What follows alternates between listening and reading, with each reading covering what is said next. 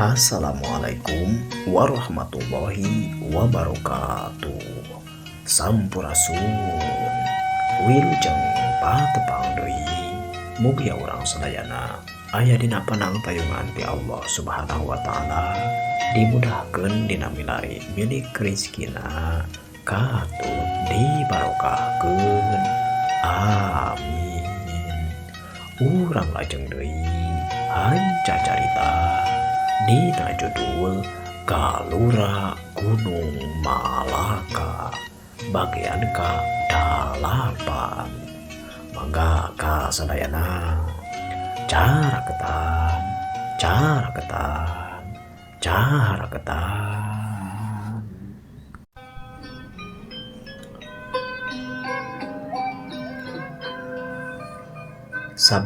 Sababaraha poe parantos ka langkung Raden Surapati Wiranagara sanggeusna ditepungan ku Raden Kurta katut Raden Jangga. Aya cenah sababaraha poe tidinya datang oge utusan ti kadipaten anu ngadatangan tur nyawalakeun perkara di wewengkon kawadanaan Cimalaka anu teu tiasa nyumponan kana pajeg upeti katut pamenta 2/10 tina hasil kakebonan anu teu disetorkeun ka dayeuh kadipaten. Dumasarkan hal eta, Raden Surapati Wiranagara anu ngalungguhan jadi wadana di Cimalaka di udar dicokot tina jabatanana diturunkeun ngan ukur jadi kuwu di wewengkon Cimalaka anu teu satuluyna ieu kalungguhan wadana di Cimalaka dipasrahkeun ka raksa bumi nyaeta Raden Sastra Diningrat anu temahna jang waragan ngurus kana pilemburan jeung wewengkon kuwu di wewengkon Cimalaka. Raden Surapati dipasrahan waragad kumaha diatur ku kawadanaan Cimalaka di Pakidulan. Anjeunna teu tiasa deui ngatur sakumaha samemehna dina pangkat atawa jabatan jadi wadana. Tugas anjeunna ayeuna kedah nyumpunan kana sagala rupa aturan ti kadipaten jeung kawadanaan. 2/10 kekebonan hasilna sakabehna kudu dipasrahkeun ka kawadanaan katut satuluyna dipasrahkeun ka kadipaten ditamih ku pajeg sakumaha biasana. Kakocapkeun di hiji peuting di wewengkon lembur Cimalaka. Di hiji peuting di wewengkon lembur Cimalaka anu dikuwuan ku ayeuna mah nu janten ku teh Raden Sastra. Raden Sastra cenah. Raden Surapati Wiranagara nu diturunkeun tina wadana ayeuna jadi kuwu. Kakocapkeun si Koja jeung si Kempis. Harita teh biasa we keur ngarona di sawu di ron anu sok dipake ngaronda di garduh ronda meunang. Si Koja nyarita, "Oh, dudu, aya ku kitu nya. Eta menak-menak di urang. Aya naon deui Mang Kempis we? Mang Koja we. Kempis mah kuring katanya. Maneh mah sok wahini kitukeun lah eta mah nya.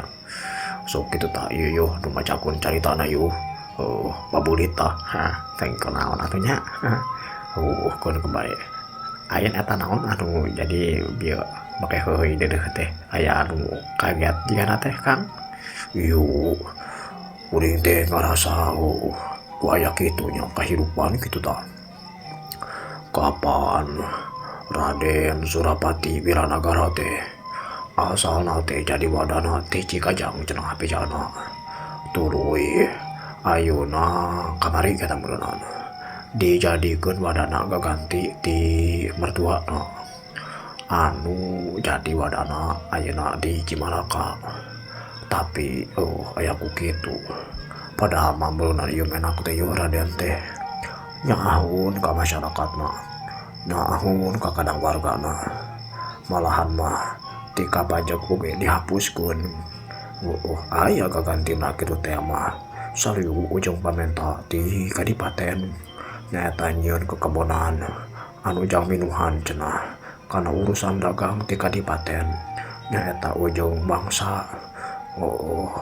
Non teh bangsa deungeun sudagar POC teh geuningan. Kumaha kitu Kang tah? Sebenarnya mah pirakun tu ngarti kapan kulantaran sabab eta meureunan ayeuna wadana urang teh kalaka jadi kubu. Sasati turunkeun meureun pangkatna eta teh.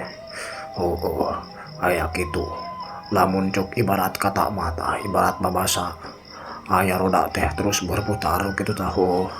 Asalna ti luhur jadi kahanap ti hanap jadi kuluhur.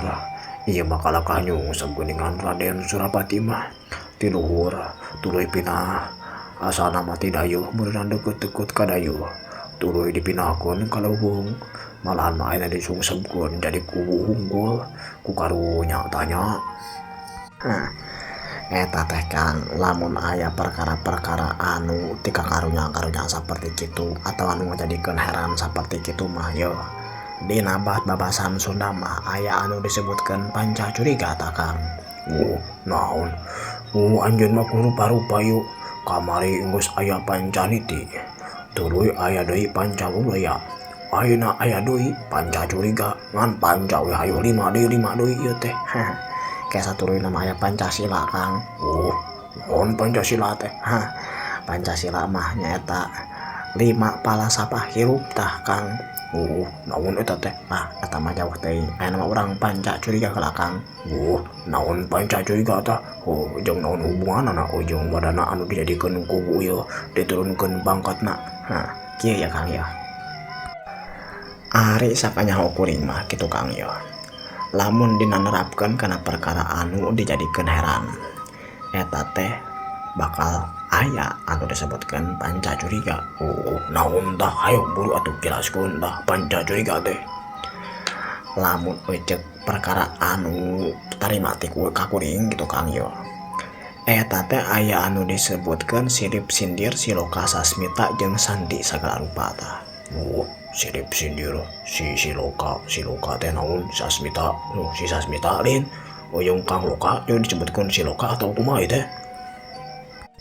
Akang mah siloka cenah lain siloka Akang Loka jadi siloka lain atawa istilah mah si sasmita urang dayeuh belah ditu lain urang lemur belah kulon lain. Ieu mah siloka sasmita sirip sindir tina panca curiga Kang. Naon atuh eta panca curiga eta tah ayeuna mah sok jelaskeun atuh ku anjeun ayo kempis tah. Ari ngajelaskeun mah kuring teh ngarti Kang ngan meureunan imah tanpa beja ieu anu kadanya ku kuring we ieu mah sabisa-bisanya Kang ieu. Naon tuh tah sok kieu Kang eta teh Kang ieu nya deuh sok kagok Kang ieu. Atuh ayo buruan. Kahiji cenah aya anu disebutkeun sirip cenah Kang. Sirip teh aya anu disebutkeun pangumpamaan biasana ngagunakeun kiasan atawa anu disarupakeun. Contona lamun dina naon mah ieu sok diieukeun dina kakawihan Kang. Kayak contoh namanya. Jadi ari sirip teh naon eta teh bieu teh? Anu diumpamakeun Kang. Gitu. Terus nu kadua naon tah? Kadua nama sindir, malah masuk aya di urang mah sisindiran geuningan. Tah kaitu teh aya siloka. Tah siloka mah anu disebutkeun teh kasarua deui ngaumpamakeun tah, tapi make basa-basa anu henteu jiga kadinya, tapi ujung-ujungna mah kadinya. Liur ieu mah karak sirip sindir ditambah siluka oge. Keun lah sageuleuh naon deui tah hiji deui tah. Dua deui. Katiluna Kang aya disebutkeun sasmita. Tah sasmita mah eta teh biasa nama osok aya disebutkeun isyarat batin tah. Biasa nama nyumput bunyi dinu caang. Jika teu katempo tapi maksudna mah kadinya biasa nama sok disebutkeun aya nu disebutkeun tatapa di nagara, tatapa di kota. Jadi tapa nama tapi lain di tempat sunyi atawa di kuburan atawa di gunung atawa di gua. Tapi ieu mah kana tatapana teh di kota di tempat rame tah tidinya teh aya nu disebutkeun sasmita teh. Harti nama meureun awak nama aya di kota tapi kaayaan batina eta teh leuwih jero. Cicingna teh teu karasa kitu tah Kang. Palebah ieu mah asal liur-liur akang ngadengikeun teh keun lah nu sarupa deui naon tah. Nu sarupa deui mah sandi Kang. Sandi mah nya meureunana istilah nama naonnya perkara-perkara anu dijadikeun kunci eta. Mun ceuk urang mah naonnya kode atawa isyarat gitu Kang tah. Gitu. Tuluy naon hubungan anak jeung ayeuna aya menak anu diturunkeun jabatan anak tah tika kalakah jadi kubu ayeuna tah saperti ayeuna Kang Surapati tah kumaha tah. Nah eta mah kumpul kabehan anak Kang silip sindir siloka sasmita jeung sandi teh. Anu inti nama gegedean teh teu panuju kana sagala rupa anu dilaksanakeun ku Raden Surapati. Kapan Raden Surapati teh nyaahkeun ka rakyat ngan ku cara ngalawan ka pamimpinna anu kuduna pajeg dipenta kalakah henteu cukup cenah ku menta hasil tatanen. Tapi henteu minuhan oge saluyung jeung pamenta ti kadipaten anu mentana 2/10 ieu mah kalakah 1/10 atuh berenang jadi bendu tah. Tah ari ngabenduan sacara langsung mah henteu tapi kalawan sindir kalawan siloka ku diturunkeun jabatanana tah sapertos kitu.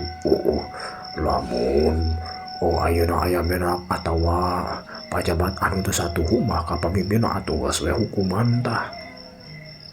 Tah di dieu ye hebatna menak-menak teh tah kegedean-kegedean anu teu kapikiran ku urang teh tah. Da dihenteu-henteu oge meureunana. Ieu menak teh ngarti kana kaayaan rakyat anu keur kasusahan. Tapi teu panuju oge lamun aya menak atawa pajabat tika ngarempak teh satuhu ka pimpinanana atawa pupuhuna.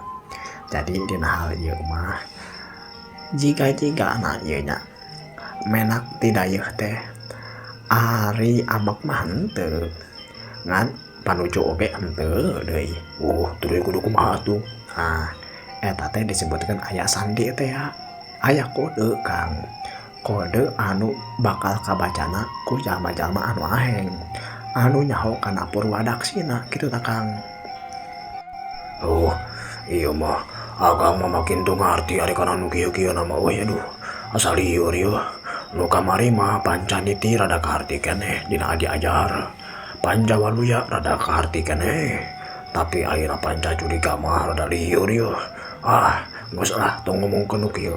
Ayo ayeuna mah urang ngaruna lah. Urang tuluykeun lah ngaruna urang ieu. Hayo lah Kang, urang idar kalamurnya. Ayolah. Pikir-pikir nu kalari mah teu ngarti lah. Ayo eta. Ayo atuh Kang.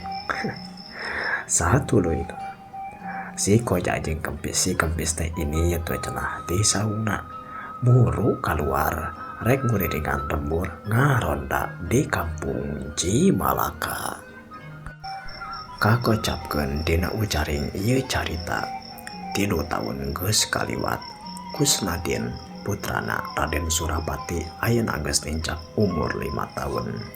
Sanajan budak teh masih leutik keneh tapi ku nu jadi pamana nyaeta Raden Jagaraksa ditamahan ku rakean Wirasantika geus dilatih cenah mangrupa-rupa ilmu kadugalan ilmu bela diri sanajan dilatihna di buruan imahna di imah kiku Raden Surapati. Robahna kahirupan di keluarga Raden Surapati jadi ciciren oge robahna kaayaan di nagara jeung di wewengkon kawadanaan Cimalaka wewengkon Pakidulan anu asalna ngan ukur ngadamel kekebunan anu hasilna bakal disetorkeun jang dagang jang minuhan karena pamentana di saudagar di POC ditambah oge cenah ku pajak jangka kadipaten. Ayeuna sudagar-sudagar POC kaharep hayang nyeun pos-pos dagang di wewengkon Kabupatian Cirebon anu engkena teh sumarambah di sabuderning wewengkon kawadanaan nu aya di lingkungan di Tatar Sunda malahan mah sapulo Jawa ujung saka kuliahna Nusantara. Sanajan kecapna beda-beda tapi eta pos dagang tetap aya, tetap ngancreg, tetap dibangun anu tujuanana supaya setor tina hasil kekebonan anu dipentaku saudagar POC langsung bisa disetorkeun jeung dicatatkeun kalawan henteu hese. Kakocapkeun di pileuweungan Ki Jagur anu ayeuna umurna geus mingkin kolot ditamahan dibaturan ku si Gumarang anu jadi kapercayaanana katut teuy si Jambring katut si Sebrentea. Si Gumarang harita teh keur diuk we tiluan ditembak ku si Jambring jeung si Sebrend. Si Gumarang anu pangorana di antara si Jambring jeung si Sebrend tapi dina kamampuhan nu kadugalan bela diri pencaksilatna ngungkulan ti duanana atuh teu matak heran lamun ieu si Gumarang teh dijadikeun jalma anu paling dipercayana ku si Jagur mah. Harita si Gumarang nyarita, lain Kang kuring mah asa ku kadaretek leungeun. Aya naon kitu tah? Ceuk si Jambring ngajawab kana kekecapan ti si Gumarang. Satuluyna si Gumarang nyarita deui. Kahiji aya kaayaan di Pilemuran teh asa ku karunya-karunya teuing. Loba rahayat-rahayat ngaraksa kasiksa gitu tah. Sabab anu kuli-kuli di kekebonan utamana mati saudagar-saudagar wangsa degeun atawa POC ngarasa rugi. Naon sababna? Sabab maranehanana digawe kalawan pinuh. Tapi buruhna teh kalawan teh jogomakeun. Tatani patani. Istilah nama juragan-juragan anu miboga tanah ngarasa berat deui. Utama nama patani-patani anu leuletik kanan sabab keukeuh pajak nama. Maranehanana teh kudu pinuh kudu mayar pajak. Tadina kayaan saperti kieu samemeh-samemehna mah Kang Jagur teh osok miwarang ka urang teh puak pauk teh anu satuluyna mah dipasrahkeun deui jang rahayat jang masyarakat. Tapi ku ayeuna naha Kang Jagur teh teu ngalakayakeun tindakan ti saprak dipindahkeunana Raden Surapati ka Cimalaka anu satuluyna mah ieu di Cikajang teh digeugeuh dilungguhan ku Raden Sukmawardana. Tapi Raden Sukmawardana teh kapan ayeuna teh ukur jadi tahanan politik lain kur aya di kadipaten dibere tugas nama tapi untuk bisa cara saestuna ngalungan jadi wadana di Cikajang gitu lain. Si Gumarang satuluyna nyarita deui. Tah eta pisan Kang anu jadi heran teh biasana lamun dina kayaan kieu Kang Jagur teh sok miwarang ka urang nyeun tindakan tapi nah Kang Jagur teu miwarang kana perkara-perkara anu saperti kitu nya. Ngadenge kekecapan ti si Gumarang saperti kitu si Sebrend satuluyna nyarita. Tah eta pisan anu ku Akang oge dipikiran. Tapi yo berenang urang oge geus nyaho di lemur teh ayeuna teh anu tukang puak pauk teh keur mahabu deui keamanan teh keur harengheng deui sabab berenang kaharti ku urang oge kaayaan kasusahan ti rahayat anu meureun rahayat teh sabab lapar sabab teu boga deui pangupahan jiwa teu bisa minuhan kana kabutuhan hirupna jadi ngahalalkeun sagala cara ku jalan puak pauk mun bareto mah meureun puak pauk teh ku urang diwakilkeun tah anu satuluy nama dibikin ke rahayat tak aya nama rahayat sorangan anu puak paukna tah atawa ngarugikeun ka nagara. Kapan jadi kacau ayeuna saperti kieu mah ya. Jadi teh teu bener amburadul lah. Ge sabredoy. Ai masalah puak pauk mah urang teh aya dua kacindekan tah. Kahiji bener meureunan ka jalma anu bener-bener butuh, kaduana uring ngadenge lain oge saperti kitu. Sabab aya oge cenah yo jawara-jawara anu turun gunung anu ngalaksanakeun pagawean nu cara saperti urang. Hartina mah bogaeun balad, tapi hasilna lain jang dibagikeun deui eta mah, tapi kalaka dikumpul-kumpul. Urang teh disebutkeun mah naonnya sacara teu resmi meureunana jadi punggawa anu ngamankeun di wewengkon urang. Tapi nah ayeuna Kang Jagur teh mere parentahnya supaya ngayeunan eta perkara-perkara anu saperti kitu tah. Ceuk si Campring namalan kana kakecapanana ti si Sembret. Satuluyna si Kumarang nyarita oge. Tah eta Kang anu ngajadikeun kuring oge ngarasa teu naon teu pada rungkuh kitu tah. Naon anu dipikirkeun ku Kang Jagur teh? Teu dilatih dinya kadenge kulutrak aya jalma anu kaluar ti kamar di jero saung. Horeng simbana horeng Kang Jagur teh kaluar jika anu samemehna ngadengekeun kana wangkongan-wangkongan antara si Campring si Sembret katuti si Kumarang. Sanggeusna diuk ngariung ti jalma anu tiduan teh Kang Jagur nyarita. Kumarang, Sembret, Campring, naon perkara anu ku anjeun dicaritakeun ku kula kadenge.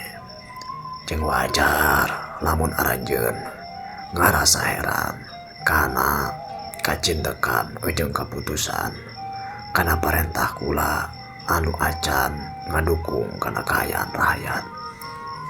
Tapi ku anjeun tiluan kuring kaharti.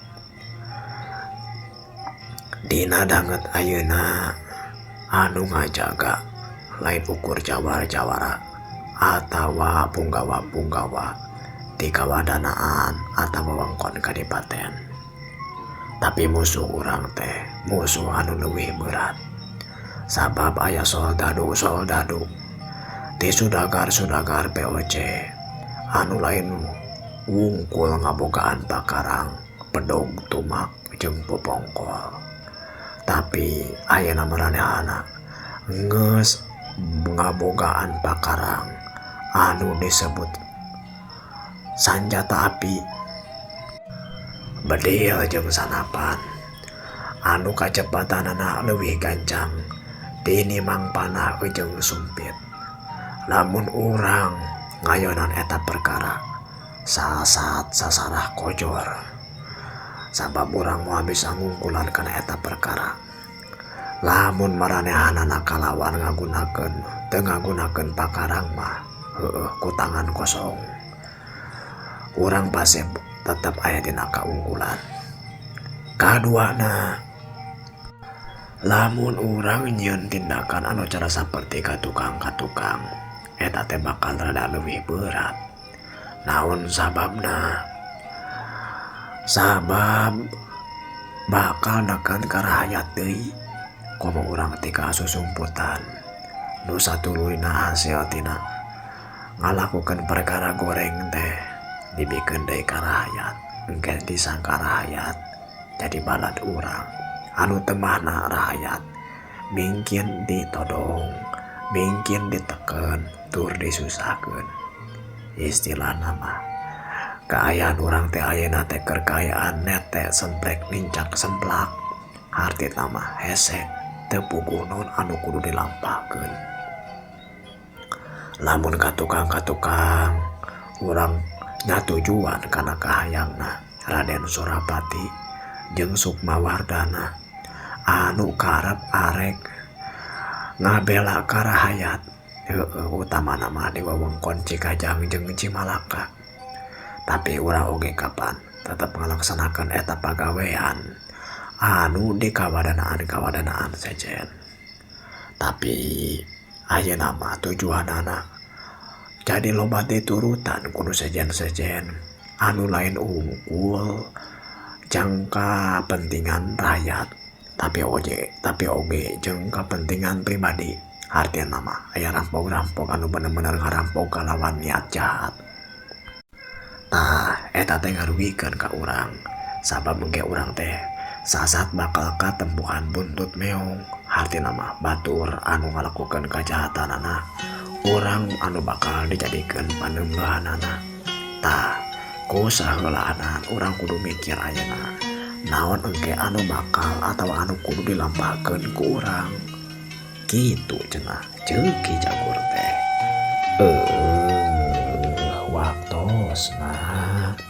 Waktosna parantos cekap kanggo episode nu ayeuna. Kumaha lajengan cariosna? Mangga diatos wae dina episode salajengna. Wilujeng patepang deui. Permios.